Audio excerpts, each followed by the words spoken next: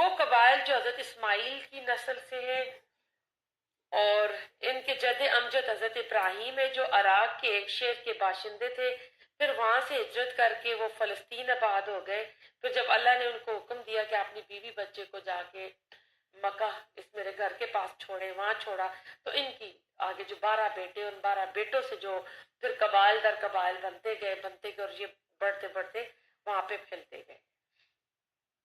اب دعوت تبلیغ کے لیے اندرون ملک اور بیرون ملک، جیسے حضرت ابراہیم علیہ السلام جو ہے نا جایا کرتے تھے۔ ایک بار یہ میں آپ کو سٹوری سنا چکی ہوں، مصر گئے تو جو فرعون نے ان کو آپ کی بیوی اچھی لگی، یہ بات ہو چکی ہے۔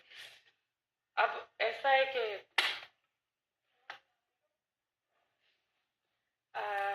نبی صلی اللہ علیہ وسلم کے جو تھے دادا حضرت مطلب نہیں ہے ان کا نام، میم پہ مطلب آپ کہیں گے، یعنی ان کے نام کی وجہ کیا تھی، وجہ تسمیہ۔ ان کا نام حضرت مطلب نہیں تھا، وہ کس طرح پڑا وہ میں آپ کو بتاتی ہوں۔ ہاشم نے مدینہ کے ایک سردار کی لڑکی سے شادی کی، اس کے بدن سے ایک لڑکا پیدا ہوا جس کا نام شیبہ تھا۔ یہ لڑکا ابھی بچہ ہی تھا کہ ہاشم کا انتقال ہو گیا۔ ان کا بھائی مطلب مکہ کا حکمران تھا۔ ہاشم کا بیٹا شیبہ مدینہ میں پرورش پاتا رہا۔ جب مطلب کو معلوم ہوا، یعنی چچا کو، ہاشم کے بھائی کو معلوم ہوا کہ ہاشم کا بیٹا جوان ہو گیا ہے، تو وہ اپنے بھتیجے کو لینے خود مدینے گیا۔ جب مطلب اپنے بھتیجے شیبہ کو لے کر مدینہ میں داخل ہوا تو یہاں کے لوگوں نے غلطی سے یہ سمجھا کہ یہ نوجوان مطلب کا غلام ہے۔ مطلب کو جب اس غلط فہمی کا حال معلوم ہوا تو اس نے لوگوں سے کہا یہ میرا بھتیجا اور ہاشم کا بیٹا ہے، لیکن پھر بھی لوگ ان کو عبد المطلب ہی پکارتے رہے، یعنی عبد کہتے ہیں غلام کو، اور مطلب یعنی مطلب کا غلام۔ تو اس سے ان کا نام پھر شیبہ کی جگہ عبد المطلب ہی مشہور ہو گیا۔ اب ہم دیکھتے ہیں کہ عرب میں ان کی اخلاقی حالت کیسی تھی۔ جیسا کہ آپ کو بتایا کہ ان کے حالات سے ظاہر ہے کہ اہل عرب کے اندر دو ہی چیزیں خوب ترقی کر سکتی تھی۔ ایک شعر گوئی تھی جس کے لیے انسان کو لمبی لمبی فرصتیں چاہیے اور کھلے میدان میں چاہیے جہاں آپ بیٹھے اور بات چیت کریں، اور دوسرے ایسا تھا کہ خود حفاظت کے لیے خود اختیاری کی مسلسل یہ مشقیں اور محنتیں کرتے تھے، کیونکہ ان کی جو زندگی تھی وہ قبائلی زندگی تھی۔ ان میں ان کے آپس میں لڑائی جھگڑے تو بہت ہوتے تھے، تو پھر اس کے لیے بھی یہ تیاریاں کرتے تھے۔ اور پھر ان کے اندر ایک دوسری چیز جو تھی جو نمایاں، وہ تفاخر تھا، یعنی فخر کرنا اپنے حسب نسب پہ، اپنے بہادری پہ، اپنی شجاعت پہ، اپنا جو اچھی شعر و شاعری کر رہا ہے اس پہ۔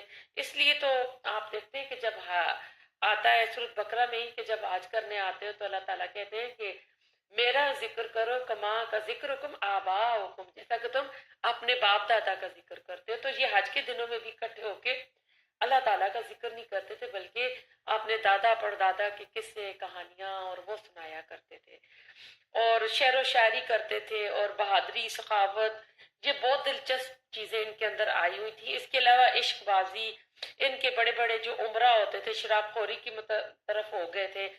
بہادری اور سخاوت نے ان کو اعلیٰ درجے کا مہمان نواز بنا دیا تھا۔ قول و اقرار کے یہ پکے تھے، جوا، تیر اندازی، مشاعرے، مفاخرت، مسابقت، یہ سب ان کے دل بہلانے کے مشاغل تھے۔ آج اگر دیکھیں شعر و شاعری جو ہے نا اور شعر سننا، یہ بہت ہی فارغ لوگوں کا کام ہے۔ اگر آج علامہ اقبال ہوتے، آج مرزا غالب ہوتے، میر تقی میر ہوتے، تو کوئی آج ان کی شاعری کو سنتا؟ کوئی بھی نہ سنتا۔ آج تو electronic media, smart phone, computer, T V, channel, اتنی ڈش پہ آپ کو پروگرام آ گئے۔ کبھی کسی زمانے میں ایک پی ٹی آئی ہوتا تھا، ایک ہی چینل۔ اس وقت آپ کو سمجھ ہی نہیں آتی آپ کون سا ٹی وی دیکھیں، کون سا ڈرامہ دیکھیں، کیا دیکھیں۔ ان سب چیزوں نے ہم کو آج بیکار کر دیا ہے۔ اس وقت جی قومیں تھیں تو اس وقت ان کے اندر نیزہ بازی ہو گیا، سوئمنگ ہو گیا، گھڑ سواری ہو گیا۔ آج ہمارے بچوں میں کیا یہ چیز ہے؟ ہمارے بچے بالکل ایڈونچرر تو بالکل ہی نہیں رہے ہیں، بالکل ایک یعنی لڑکیوں کی طرح نازک ہو گئے۔ بچوں میں کچھ ہے ہی نہیں، ہاتھ کٹ جائے گا تو بچے رو دو رہے ہوں گے جی خون نکل آیا۔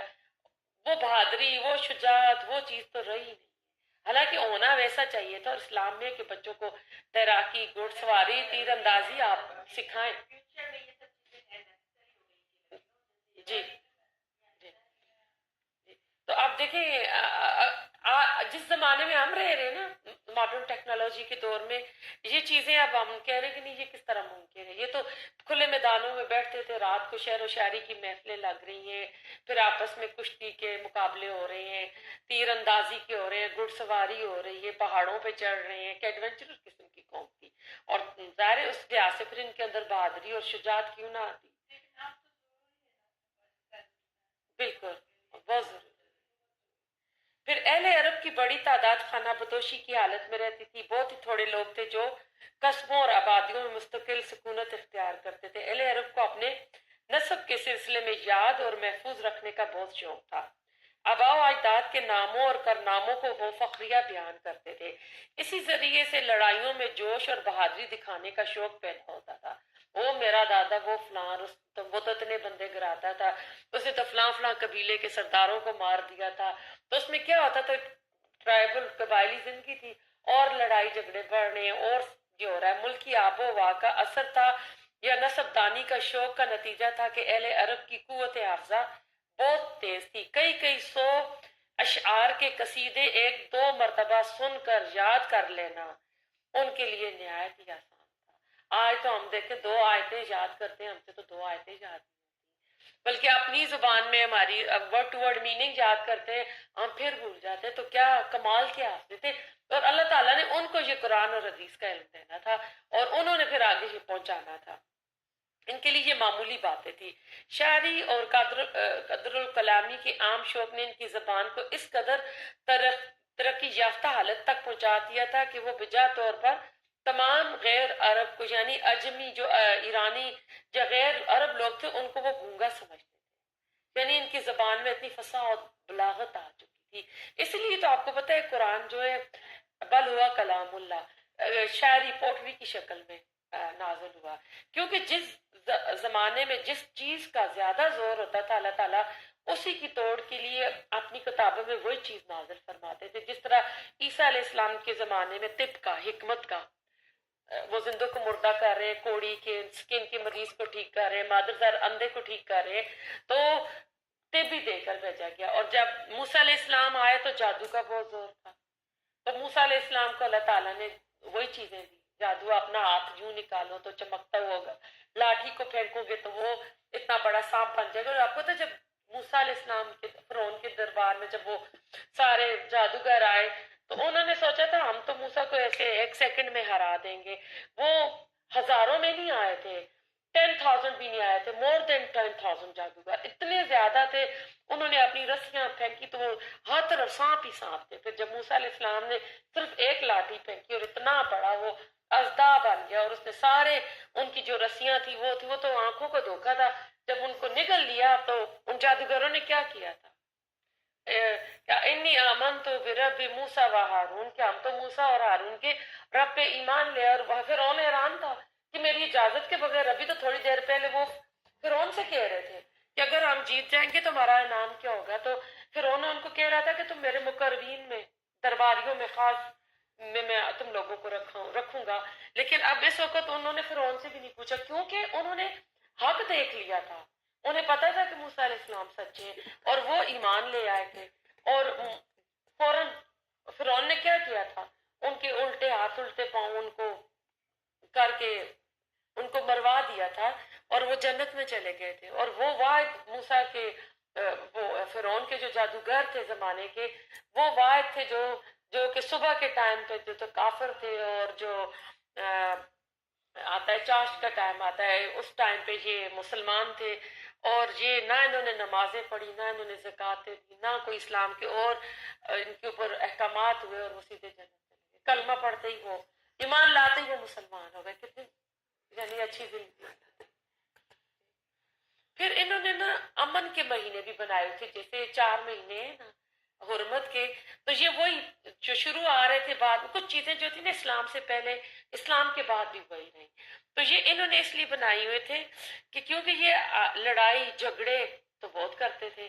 تو اس امن و امان کی انہوں نے جو 4 مہینے امن امان کے رکھے تھے، ان میں تمام لڑائیاں ملتوی کر دیتے تھے، ختم نہیں کرتے تھے، ملتوی پوسٹ پون کرتے تھے کہ اس مہینے کے بعد دوبارہ جہاں سے ختم، جیسے آپ کوئی ڈرامہ دیکھ رہے نا، اس کی ایپیسوڈ وہیں سے شروع ہوگی. تو انہی ایام میں خانہ کعبہ کی حج کی زیارت اور عمرے کے آتے، اور انہی ایام میں ان کے بڑے بڑے میلے لگتے، مشاعرے منعقد ہوتے.